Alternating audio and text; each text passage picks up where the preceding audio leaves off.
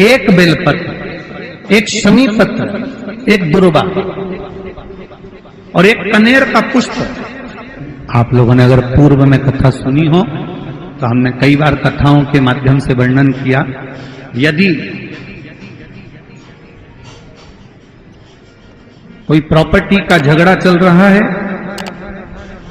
कोई अदालत में पति पत्नी का झगड़ा चल रहा है, भाई भाई का झगड़ा चल रहा है, कोई नातेदार रिश्तेदार के माध्यम से कोई गलत तरीके से किसी ने अगर कोई केस लगा दिया, कोई प्रशासनिक कार्यवाही चल रही है, तो शिव महापुराण में हमने पहले भी वर्णन किया, आज फिर कहते हैं, एक बेलपत्र, एक शमी पत्र, एक दुर्वा और एक कनेर का पुष्प। मुख से बोलिए, एक बेलपत्र, एक शमी पत्र, एक दुर्वा, एक कनेर का पुष्प और एक अक्षत आखा। इनको रखकर रंगेश्वर महादेव, कुंडकेश्वर महादेव और चंपेश्वर महादेव, इन तीनों का स्मरण कर कर जब हम बेलपत्री के पेड़ के नीचे मट्टी का ढेला बनाकर, मट्टी का पार्थिव शिवलिंग बनाकर उसी पर ये समर्पित कर देते हैं और उसी शिवलिंग को दीप दिखाने के बाद में उसी शिवलिंग का विसर्जन कर कर ये चढ़ी हुई बेलपत्र, शमी पत्र, दुर्वा, कनेर का पुष्प, अक्षत का दाना, इसको हम लेकर वापिस सजाएं और कैसा भी प्रशासनिक तकलीफ चल रही हो, लगभग 20 दिन इंतजार करना। 21वें और 22वें दिन बाबा चाहेगा तो निर्णय आपके पक्ष में ही आएगा, निश्चितता। बहुत बहुत ध्यान देंगे, मेरी माताएं बड़े ध्यान से कथा का स्मरण करेंगे। बेलपत्री के जो पीछे का भाग होता है, डंडी का बिल्कुल पीछे का जो भाग है, पीछे का जो आपने कहा था, बेलपत्र के जो पीछे का भाग होता है, अगर वो अशोक सुंदरी का नाम लेकर हाटकेश्वर महादेव, कौन सा महादेव? हाटकेश्वर महादेव का नाम लेकर अशोक सुंदरी को छुआकर चबाया जाए तो गांठ कैसी भी होती है वो गलती है। अब मैंने आपके वचन पर भरोसा करा, शिव मंदिर जाती, बेलपत्री उठाती, उसके पीछे का भाग तोड़कर बाबा को चढ़ाकर अशोक सुंदरी हाटकेश्वर महादेव का नाम लेकर खाती। गुरुदेव, मैं क्या वर्णन करूं, मैं बाबा को यहाँ धन्यवाद देने के लिए आई हूँ। बाबा ने मेरी जो गांठ 2 साल से थी वो मात्र 20 दिन में गलाती है। मेरे बाबा का ये क्या गुणगान है, ये शिव तत्व है, औघड़ी है शंभु, शिव तत्व की शिव कथा कह रही है। भगवान बेल को कई लोग बेलपत्र जब चढ़ाते हैं, हम तो यहां तक कहेंगे, अगर कोई दवाई आप चालू कर रहे हैं ना, कोई औषधि आप खा रहे हैं, कोई रोग आपके हृदय में, कोई शरीर में कोई रोग है, कोई बीमारी है, कोई गठिया है, कोई घुटने का रोग है, घुटना आपको डॉक्टर ने कह दिया बदलना है, तो हम तो कहेंगे आप प्रयास करना कि 2-4 दिन तक मंदिर में जब जाएं तो बेलपत्री भगवान शिव को अलग अलग तरह से, ये डंडी का मुंह अलग अलग तरह से चढ़ाकर, हाटकेश्वर महादेव का नाम लेकर कभी इधर की ओर मुख कर कर चढ़ा दो, कभी इधर की ओर मुख कर कर चढ़ा दो, कभी इधर की ओर मुख कर कर चढ़ा दो, कभी किधर की ओर मुख कर कर चढ़ा दो। और बाबा को चढ़ाने के बाद उस बेलपत्री को आप जो पीछे का भाग है उसको तो तोड़कर खाओ, साथ में बेलपत्री को भी खाना प्रारंभ करो। 15-20 दिन खाने के बाद फिर जांच कराओ कि आपको उस रिजल्ट में अंतर आया कि नहीं आया, आपकी जांचों में अंतर आया कि नहीं आया। उस बेलपत्री के भाग का स्मरण हमको सुख देता है। श्री शिवाय नमस्तुभ्यम, हर हर महादेव। आपका वीडियो में स्वागत। इस वीडियो में कुछ उपाय बताए गए हैं जो आप कार्तिक मास में या कभी भी किसी भी दिन कर सकते हैं। यदि आपको उपाय में कोई भी समस्या आए तो आप कमेंट करके पूछ सकते हैं, और यदि आप हमारे चैनल पर पहली बार आए हैं तो चैनल को सब्सक्राइब करना ना भूलें। चलिए अब चलते हैं उपाय की ओर। पहला उपाय, यदि आपको कोई प्रशासनिक कार्य हो रहा है और उसमें बहुत समस्या आ रही है, वह सफल नहीं हो रहा है, कोई फाइल अटकी हुई है, किसी अदालत में कार्य चल रहा है, प्रॉपर्टी का केस हो, किसी भी प्रकार का प्रशासनिक कार्य है जो नहीं हो रहा है, तो आप यह उपाय कर सकते हैं। आपको करना क्या है, किसी भी दिन आपको एक बेलपत्र, एक शमी पत्र, एक दुर्वा, एक कनेर का फूल और एक चावल का दाना लेना है और चले जाना है बेलपत्र के पेड़ के पास। आपको यह बेलपत्र के पेड़ के नीचे ही कार्य करना है। आपको बेलपत्र के पेड़ के नीचे एक पार्थिव शिवलिंग का निर्माण करना है। फिर शिवलिंग का निर्माण करने के बाद आपको उस पर बेलपत्र, समीपत्र, दुर्वा, कनेर का फूल और अंतिम में चावल का दाना समर्पित कर देना है। फिर एक दीपक जलाकर वहां रख देना है। उसके बाद आपकी पूजा समाप्त हो जाए तो आप बेलपत्र, समीपत्र, चावल, दुर्वा और कनेर का फूल उठा लें और फिर शिवलिंग का वहीं के वहीं विसर्जन कर दें। विसर्जन आप जल डालकर कर सकते हैं और जो आप सामग्री उठा ली है वह आप घर ले आएं और कहीं एक जगह रख लें। ऐसा करने से आपकी समस्या 20 दिन में ही दूर हो जाएगी। दोस्तों, हम आशा करते हैं आपको यह उपाय समझ आ गया होगा। यदि उपाय में कोई भी समस्या आए तो आप कमेंट करके पूछ सकते हैं। ऐसी ही वीडियो देखने व सुनने के लिए हमारे साथ बने रहें और चैनल को सब्सक्राइब करना ना भूलें। ये वीडियो पसंद आई हो तो वीडियो को लाइक, कमेंट और शेयर करें। धन्यवाद। रोज शंकर के मंदिर में प्रतिदिन जाने वाले को और एक और चीज अपने स्मरण में रहे, अगर शिव के मंदिर नहीं जा सकते तो अपने घर में जो शिवलिंग है उस पर जल चढ़ाओ।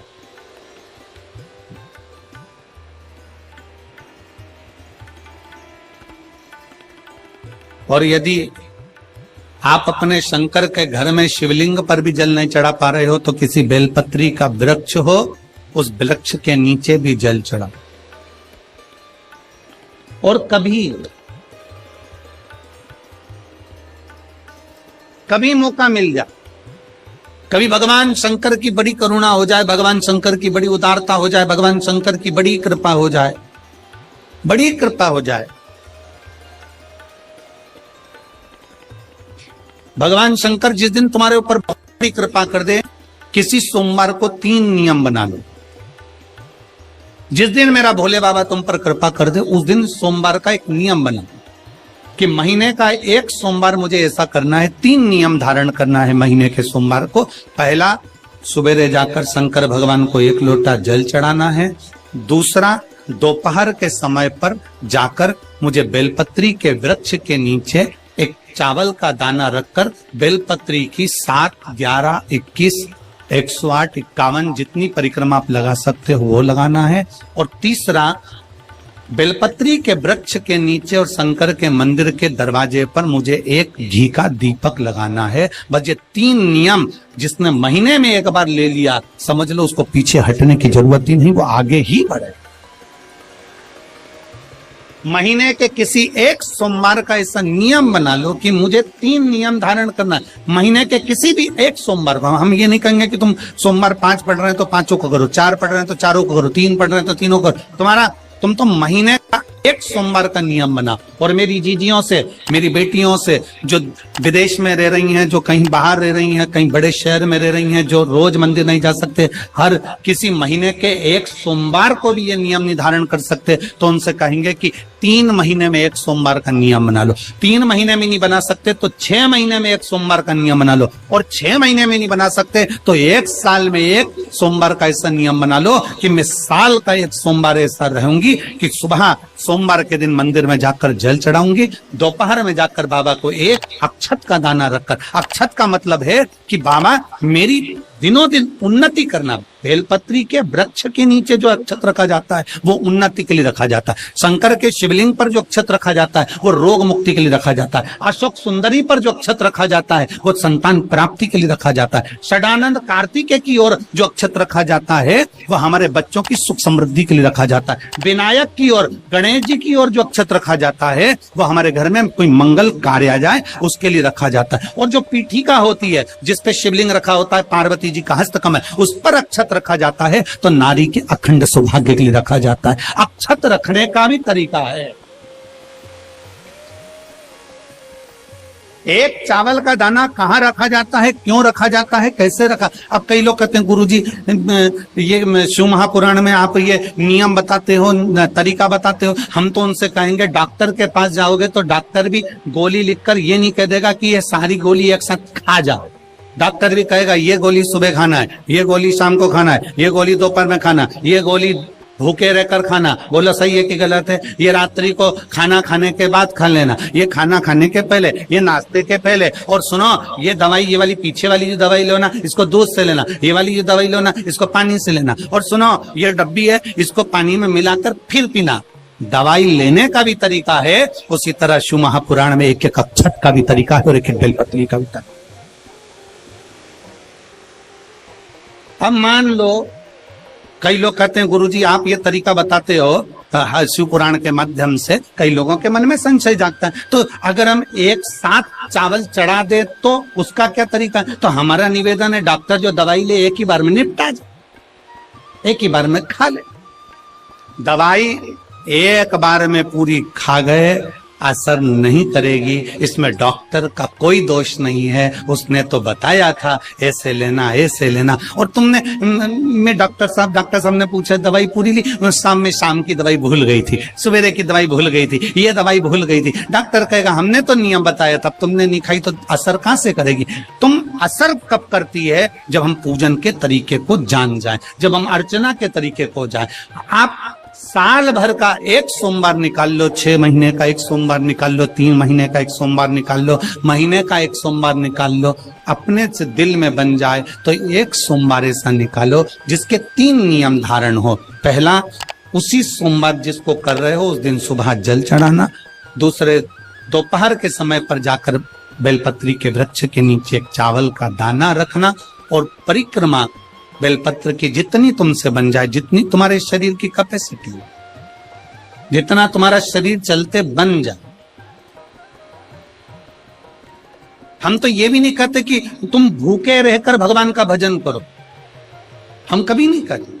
हम तो यहां तक कहते हैं, हमारे पुष्टि मार्ग में यहां तक कहा गया कि वल्लभ कुल की एकादशी करो, भले बकरी जैसे चरो पर एकादशी करो। हम तो यहां तक कहते हैं कि बहुत समय से कल मेरी एकादशी है, एकादशी है, एकादशी है, एकादशी है, पूरे घर को हिलाकर रख दिया, एकादशी है, एकादशी, एकादशी है। बहू टेंशन में, बेटा डिप्रेशन में, पति पपीता ला ला के, सेव फल ला ला के, मूंगफली का दाना ला ला के, काजू कतली ला ला के, सेव फल ला ला के, और सारा सामान साबूदाना और खिचड़ी और ना चिप्स ना जाने क्या क्या ला ला के, बेचारा पति एकादशी आती है वो 9वीं से चिंता में पड़ जाता।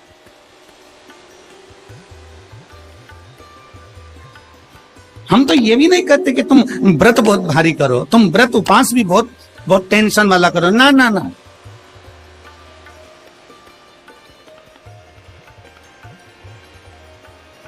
अपने को व्रत उपास भी इतना बहुत बहुत भूखे रह रहे हो, बहुत प्यासे रह रहे हो, और मालूम पड़े कि भगवान हमें मिलेगा, भगवान हमें मिलेगा। भगवान कहता है कि देख भाई, मैं भी भूखा नहीं रहता, तू भी भूखा मत रहे, मैं भी चकाचक रहता हूं, तू भी चकाचक रहे, मैं भी अपने। और भगवान शंकर तो ये भी कहते हैं कि अपना परिवार मत छोड़ो। मेरे पास में पार्वती भी, एक ही देवता है जो विद फैमिली मंदिर में बैठता। शंकर जी हैं तो पार्वती जी है, तो गणेश जी हैं, तो कार्तिकेय जी हैं, तो नंदी है, सब मंदिर के अंदर चाहिए। शंकर भगवान अपने पूरे परिवार के साथ। शंकर जी तो ये कहते हैं अकेले तुम क्यों रहते हो?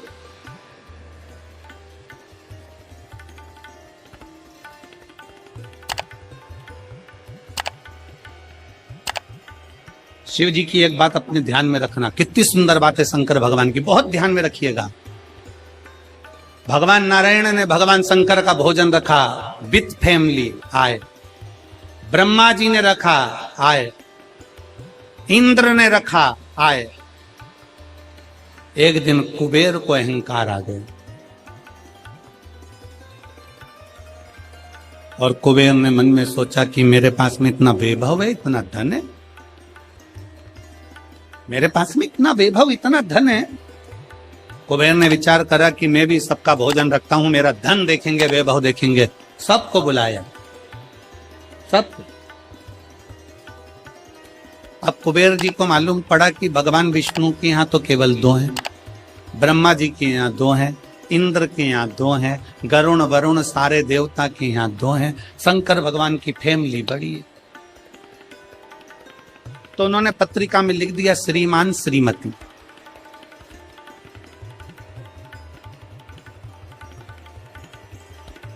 केवल 2। सबके यहां मेरा भोले बाबा गया, मेरे शंकर गए, पर कुबेर के यहां पर जब पत्रिका देने के लिए कुबेर शंकर जी के यहां गए, शंकर जी ने पत्रिका को देखा तो उसमें लिखा था कि शंकर पार्वती पधारे श्रीमान श्रीमती।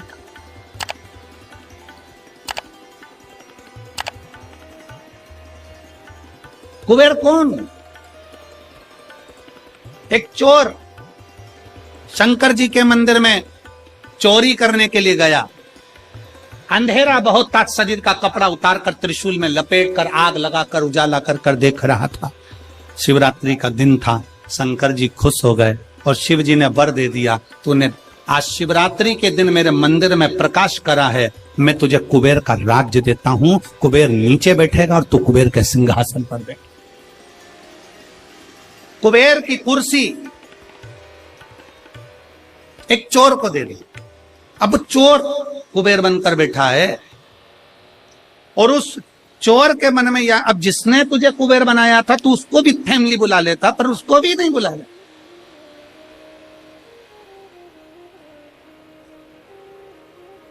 नहीं। और पत्रिका देने के लिए कुबेर के पास कुबेर पहुंचे शंकर जी के पास। भोलेनाथ जी ने जो पत्रिका देखी, पत्रिका देखते से शंकर जी ने कह दिया, देखो कुबेर, हम तो किसी आयोजन में जाते नहीं हैं, 2 जनी का भोजन है, हमारे घर में 2 बेटे हैं।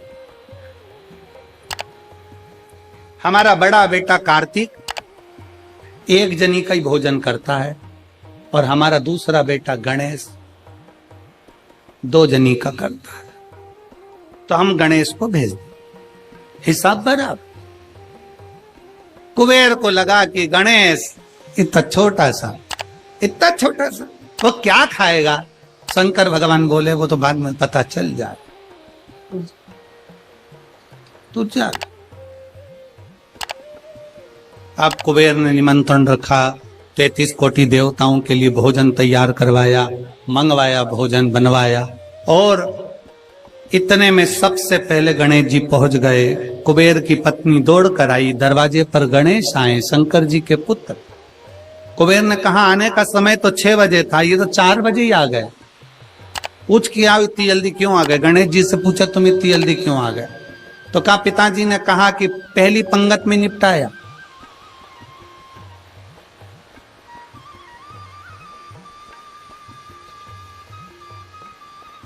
या तो पहली पंगत या आखिरी